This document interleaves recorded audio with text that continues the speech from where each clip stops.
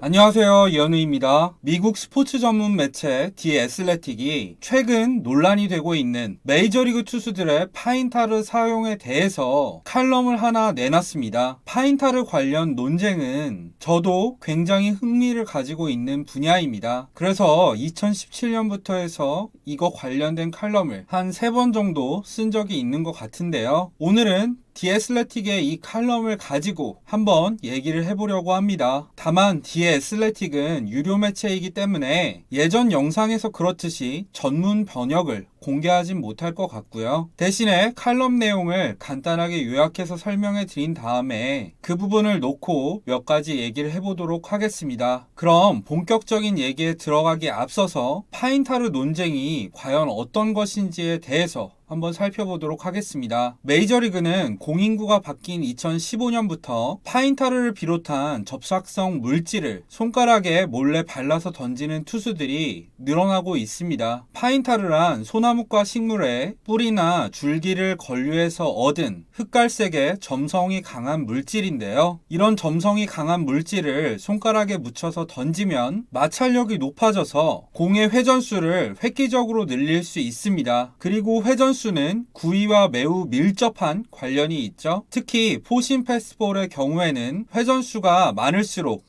위력이 기하급수적으로 늘어납니다. 트레버 바우어가 2018년에 한 실험에 따르면 파인타르처럼 접착성이 강한 물질을 손에 발라서 던질 경우에 그냥 던졌을 때보다 분당 회전수가 약 400회 정도 늘어난다고 합니다. 그런데 스탯캐스트에 따르면 분당 2000회 미만의 회전수를 지닌 공은 피안타율이 3할을 넘는데요. 분당 2600회 이상의 패스트볼은 피안타율이 2할 1푼 정도밖에 되지 않습니다. 게다가 헛스윙률도 13%에서 27%로 2배 넘게 늘어나죠. 많은 분들이 아시는 얘기겠지만 야구 규칙에 따르면 마운드에 오른 투수는 로진백을 제외한 어떤 이물질도 공이나 손에 묻혀서 던지면 안 됩니다. 따라서 파인타르 계통의 물질을 묻히는 거는 당연히 원칙상으로는 반칙 투구인데요. 문제는 명백한 반칙이고 선수들이나 사무국이 이 사실을 모두 알고 있지만 몇 년째 자기들끼리 유야무야 넘기고 있다는 점입니다. 여기에는 공인구가 바뀌면서 미끄러워진 것도 큰 영향을 미쳤겠죠. 하지만 그렇다고 해서 반칙 투구라는 사실은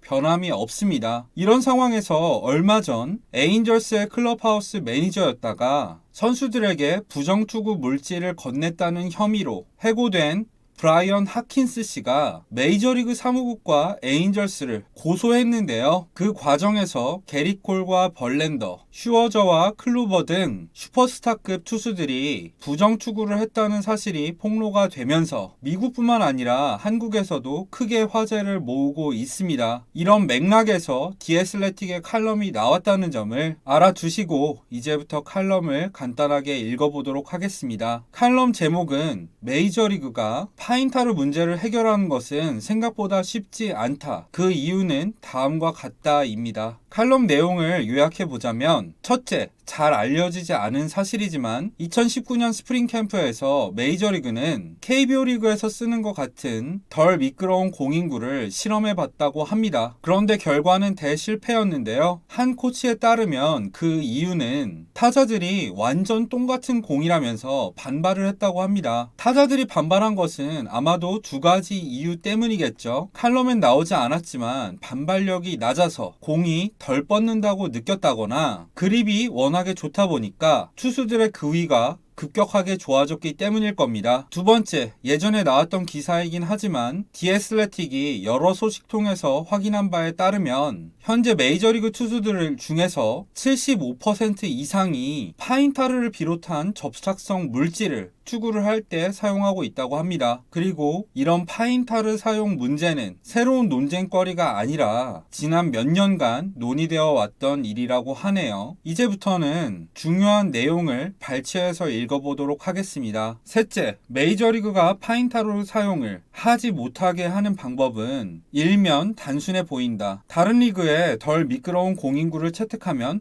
안 될 이유는 무엇인가? 한 투수는 KBO 리그 시절을 회상하며 한 시즌 내내 파인타르를 사용하지 않았다. 공을 잘 잡을 수 있었기 때문에 그럴 필요가 없었다고 말했다. 하지만 메이저리그 사무국이 40년 넘게 공식 파트너 관계를 유지해오고 있는 롤링스사를 버리고 갑자기 제조사를 바꾸는 것은 쉽지 않다. 넷째, 메이저리그 사무국 부사장인 모건 스워드는 2019년 12월 우리는 롤링스와 협력하여 러빙머드를 바를 필요가 없는 공인구를 개발해왔다. 적합한 제품을 개발한 다음 선수와 코치가 테스트를 할 수 있도록 할 것이다 라고 말했다. 실제로 이런 공인구 실험을 애리조나 가을리그 및 애틀란틱 독립리그에서도 계속하고 있다. 다섯째, 소식통에 따르면 실험 중인 공의 반발력은 현재 공인구와 거의 동일하다. 그러나 반발력 외에도 항력 계수 등 다른 부분들도 현재 공인구와 비슷할지는 아직 모른다. 기억해두자. 롤링스가 덜 미끄러운 공인구를 개발했다고 하더라도 이 공인구를 사용하기 위해선 타자와 투수 모두 동의해야 한다. 즉,